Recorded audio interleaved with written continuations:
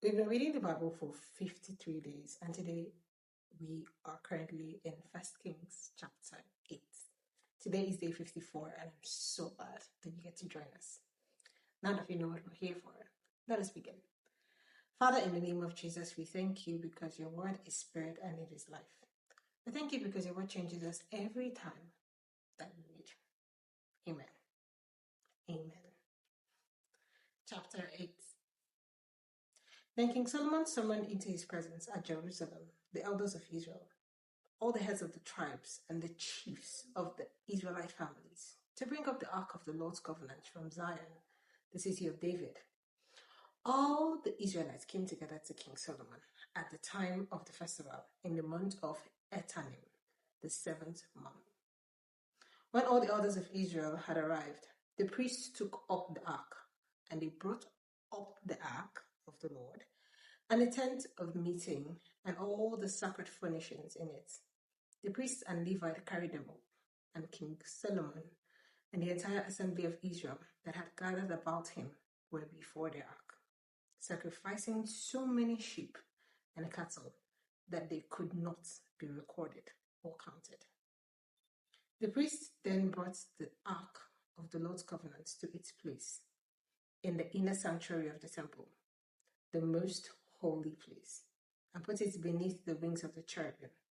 The cherubim spread their wings over the place of the ark and overshadowed the ark and its carrying poles. These poles were so long that their ends could be seen from the holy place in front of the inner sanctuary, but not from outside the holy place. And they are still there today. There was nothing in the ark except the 2 stone tablets that Moses had placed in it at Horeb, where the Lord made a covenant with the Israelites after they came out of Egypt. When the priests withdrew from the holy place, the cloud filled the temple of the Lord, and the priests could not perform their service because of the cloud, for the glory of the Lord filled his temple. Then Solomon said, "The Lord has said that he would dwell in a dark cloud. I have indeed built a magnificent temple for you, a place for you to dwell forever, while the whole earth, not forever. Oh, not forever, Solomon, he will dwell in our bodies afterwards. I'm sorry. But yeah, not forever. Not forever. While the whole assembly of Israel was standing there, the king turned round and blessed them. Then he said, "Praise be to the Lord, the God of Israel, who with his own hand has fulfilled what he promised with his own mouth to my father David. For he said, 'Since the day I brought my people Israel out of Egypt, I have not chosen a city in any tribe of Israel to have a temple built so that my name might be there. But I have chosen David to rule my people Israel. My father David had it in his heart to build a temple for the name of the Lord, the God of Israel. But the Lord said to my father David, You did well to have it in your heart to build a temple for my name. Nevertheless, you are not the one to build the temple, but your son, your own flesh and blood. He is the one who will build the temple for my name. The Lord has kept the promise he made. I have succeeded David, my father, and now I sit on the throne of Israel, just as the Lord promised. And I have built a temple for the name of the Lord, the God of Israel. I have provided a place there for the ark, in which is the covenant of the Lord that he made with our ancestors when he brought them out of Egypt." Then Solomon stood before the altar of the Lord, in front of the whole assembly of Israel, spread out his hands towards the heaven, and said, "Lord, the God of Israel, there is no God like you in heaven above or on earth below. You who keep your covenant of love with your servants, who continue wholeheartedly in your way. You have kept your promise to your servant David, my father. With your mouth you have promised, and with your hand you have fulfilled it this day. You have fulfilled it as it is today. Now, Lord, the God of Israel, keep for your servant David, my father, the promises you made to him when you said, 'You shall never fail to have a successor to sit before me on the throne of Israel, if only your descendants are careful in all they do to walk before me faithfully as you have done. And now, God of Israel, let your word that you promised your servant David, my father, come true. But will God really dwell on earth? The heavens, even the highest heavens, cannot contain you. How much more this temple I have built? Yet, give attention to your servant's prayer and his plea for mercy. Lord my God, hear the cry and the prayer that your servant is praying in your presence this day. May your eyes be open towards this temple night and day, this place of which you said, my name shall be there, so that you will hear the prayer your servant prays towards this place. Hear the supplication of your servants and of your people, Israel, when they pray towards this place. Hear from heaven your dwelling place, and when you hear, forgive. When anyone wrongs their neighbor and is required to take an oath, and they come and swear the oath before your altar in this temple, then hear from heaven and act. Judge between your servants, condemning the guilty by bringing down on their heads what they have done, and vindicating the innocent by treating them in accordance with their innocence. When your people Israel have been defeated by an enemy because they have sinned against you, and when they turn back to you and give praise to your name, praying and making supplications to you in this temple, then hear from heaven and forgive the sin of your people Israel, and bring them back to the land you gave to their ancestors. When the heavens are shut up and there is no rain because your people have sinned against you, and when they pray towards this place and give praise to your name, and run from their sin because you have afflicted them, then hear from the heaven and forgive the sin of your servants, your people Israel. Teach them the right way to live, and send rain on the land you give your people for an inheritance.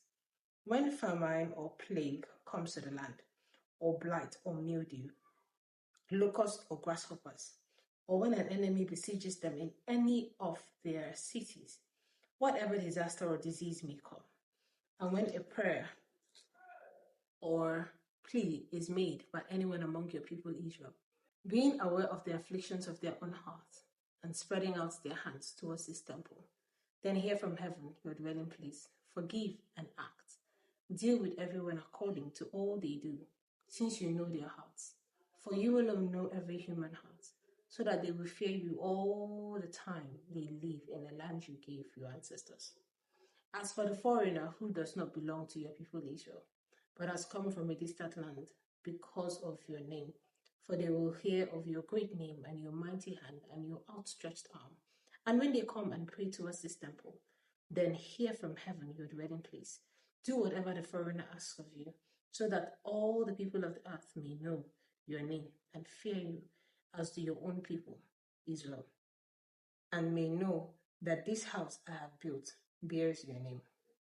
When your people go to war against their enemies, wherever you send them, and when they pray to the Lord towards the city we have chosen and the temple I have built for your name, then hear from heaven their prayer and their plea, and uphold their cause. When they sin against you, for there is no one who does not sin, and you become angry with them and give them over to their enemies, who take them captive to their own land, far away or near. And if they have a change of heart in the land where they are held captive, and repent and plead with you in the land of their captors, and say, we have sinned, we have done wrong, we have acted wickedly, and if they turn back to you with all their hearts, and so in the land of their enemies who took them captive, and pray to you towards the land you gave their ancestors, towards the city you have chosen, and the temple I have built for your name, then from heaven your dwelling place, hear their prayer and their plea, and uphold their cause, and forgive your people who have sinned against you. Forgive all the offenses they have committed against you, and cause their captors to show them mercy, for they are your people and your inheritance, whom you brought out of Egypt, out of that iron smelting furnace. May your eyes be open to your servant's plea and to the plea of your people Israel. And may you listen to them whenever they cry out to you, for you singled them out from all the nations of the world to be your own inheritance, just as you declared through your servant Moses, when you, sovereign Lord, brought our ancestors out of Egypt. When Solomon had finished all these prayers and supplications to the Lord, he rose from before the altar of the Lord, where he had been kneeling with his hands spread out towards heaven. He stood and blessed the whole assembly of the Israel in a loud voice, saying, Praise be to the Lord who has given rest to his people Israel, just as he promised. Not one word has failed of all the good promises he gave through his servant Moses. May the Lord our God be with us as he was with our ancestors. May he never leave us nor forsake us. May he turn our hearts to him, to walk in obedience to him and keep the commands, decrees, and laws he gave our ancestors. And may these words of mine, which I have prayed before the Lord, be near the Lord our God day and night, that he may uphold the cause of his servants and the cause of his people, Israel, according to each day's need, so that all the people of the earth may know that the Lord is God, and that there is no other. And may your hearts be fully committed to the Lord our God, to live by his decrees and obey his commands as at this time. Then the king and all Israel with him offered sacrifices before the Lord. Solomon offered a sacrifice of fellowship offering to the Lord, 22,000 cattle and 120,000 sheep and goats. So the king and all the Israelites dedicated the temple of the Lord. On the same day, the king consecrated the middle part of the courtyard in front of the temple of the Lord. And there he offered burnt offerings, grain offerings, and a fat of the fellowship offering, because the bronze altar that stood before the Lord was too small to hold the burnt offerings, the grain offerings, and the fat of the fellowship offerings. So Solomon observed the festival at that time, and all Israel with him, a vast assembly, people from Lebo Hamath to the Wadi of Egypt. They celebrated it before the Lord our God for 7 days, and 7 days more, 14 days in all. On the following day, he sent the people away. They blessed the king and then went home, joyful and glad in heart for all the good things the Lord had done for his servant David and his people Israel. Chapter 9. When Solomon had finished building the temple of the Lord and the royal palace, and had achieved all he had desired to do, the Lord appeared to him a second time, as he had appeared to him at Gibeon. The Lord said to him, I have heard the prayer and plea you have made before me. I have consecrated this temple which you have built, by putting my name there forever. My eyes and my heart will always be there. As for you, if you walk before me faithfully, with integrity of heart and uprightness, as David your father did, and do all I command you, and observe my decrees and laws, I will establish your royal throne over Israel forever, as I promised David your father, when I said, you shall never fail to have a successor on the throne of Israel. But if you or your descendants turn away from me and do not observe the commands and decrees I have given you, and go off to serve other gods and worship them, then I will cut off Israel from the land I have given them, and will reject this temple I have consecrated for my name. Israel will then become a byword and an object of ridicule among all peoples. This temple will become a heap of rubble. All who pass by will be appalled and will scoff and say, why has the Lord done such a thing to this land and to this temple? People will answer, because they have forsaken the Lord, their God, who brought their ancestors out of Egypt, and have embraced other gods, worshipping and serving them. That is why the Lord brought all these disasters on them.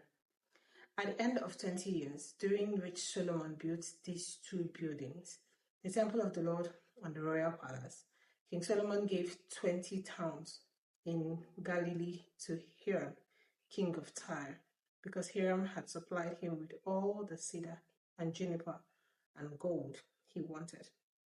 But when Hiram went from Tyre to see the towns that Solomon had given him, he was not pleased with them. What kind of towns are these you have given me, my brother? He asked.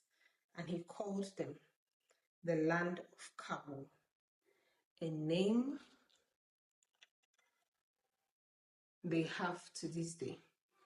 Now Hiram had sent to the king 120 talents of gold, Here is the account of the first labor King Solomon conscripted to build the Lord's temple, his own palace, the terraces of the wall of Jerusalem, and Hazor, Megiddo, and Gezer. Pharaoh, king of Egypt, had attacked and captured Gezer. He had set it on fire. He killed its Canaanite inhabitants and then gave it as a wedding gift to his daughter, Solomon's wife. And Solomon rebuilt Gezer.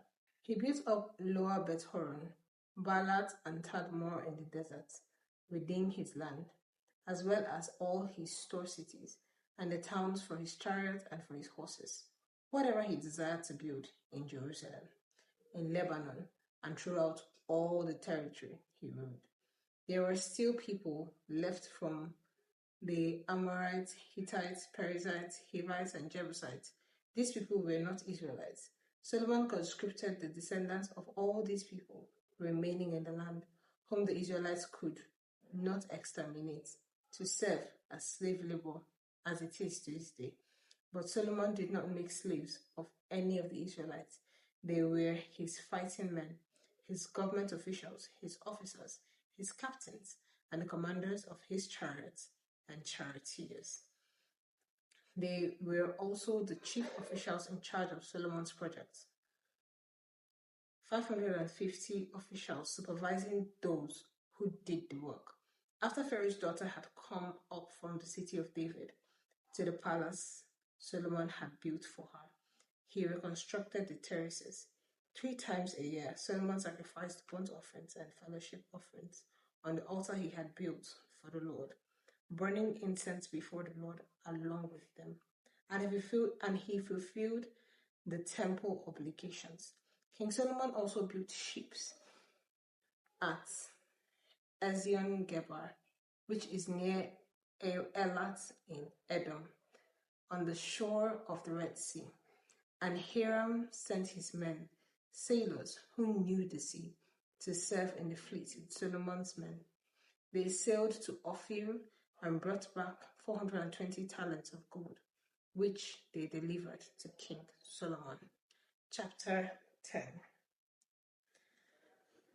When the Queen of Sheba heard about the fame of Solomon and his relationship to the Lord, she came to test Solomon with hard questions. Arriving at Jerusalem with a very great caravan, with camels carrying spices, large quantities of gold, and precious stones, she came to Solomon and talked with him about all that she had on her mind. Solomon answered all her questions. Nothing was too hard for the king to explain to her. When the Queen of Sheba saw all the wisdom of Solomon and the palace he had built, the food on his table, the seating of his officials, the attendant servants in their robes, his cupbearers, and the burnt offering he made at the temple of the Lord, she was overwhelmed. She said to the king, "The report I hear in my own country about your achievements and your wisdom is true. But I did not believe these things until I came and saw with my own eyes. Indeed, not even half was told me. In wisdom and wealth, you have far exceeded the report I heard. How happy your people must be. How happy your officials who continually stand before you and hear your wisdom. Praise be to the Lord your God, who has delighted in you and placed you on the throne of Israel. Because of the Lord's eternal love for Israel, he has made you king to maintain justice and righteousness." And she gave the king 120 talents of gold, large quantities of spices, and precious stones. Never again were so many spices brought in as those the Queen of Sheba gave to King Solomon. Hiram's ship brought gold from Ophir, and from there they brought great cargoes of almug wood and precious stones. The king used the almug wood to make support for the temple of the Lord and for the royal palace, and to make harps and lyres for the musicians. So much almug wood has never been imported or seen since that day. King Solomon gave the Queen of Sheba all she desired and asked for, besides what he had given her out of his royal bounty.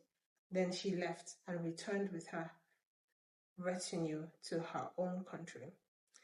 The weight of the gold that Solomon received yearly was 666 talents, not including the revenues from merchants and traders, and from all the Arabian kings and governors of the territories. King Solomon made 200 large shields of hammered gold. 600 shekels of gold went into each shield. He also made 300 small shields of hammered gold with 3 minas of gold in each shield. The king put them in the palace of the forest of Lebanon.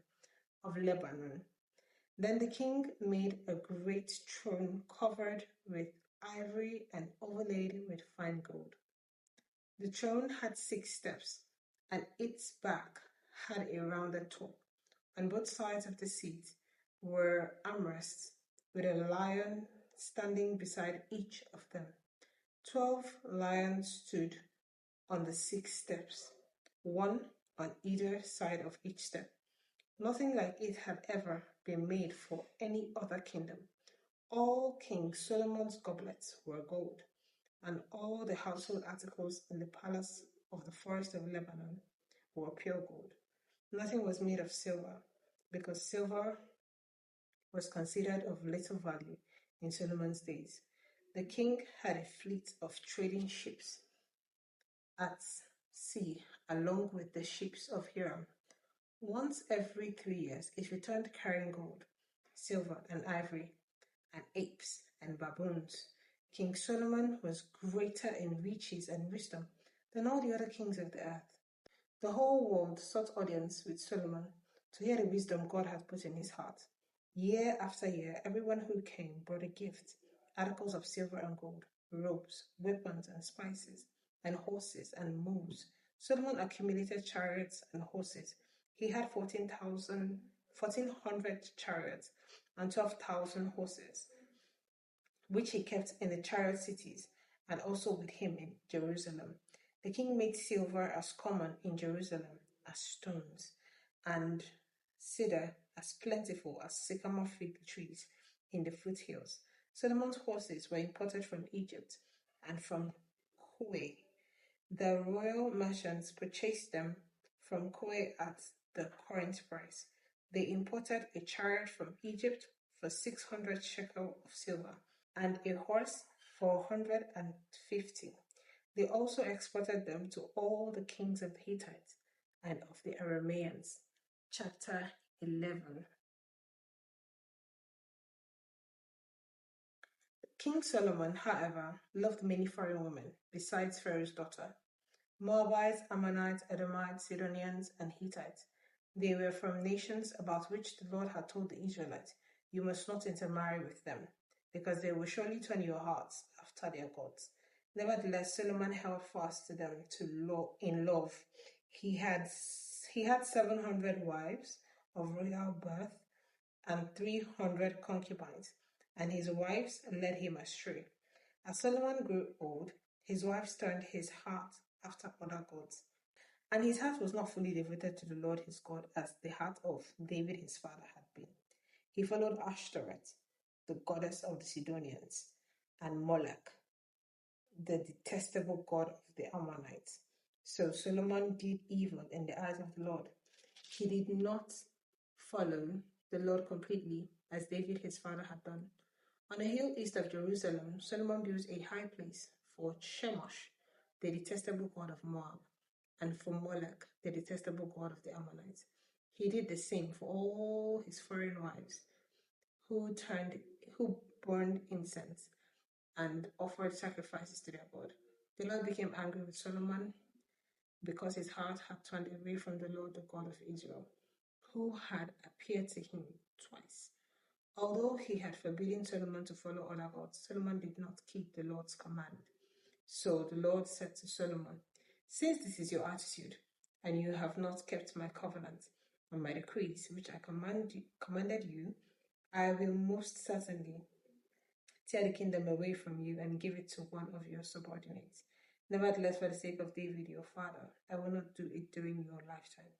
I will tear it out of the hand of your son.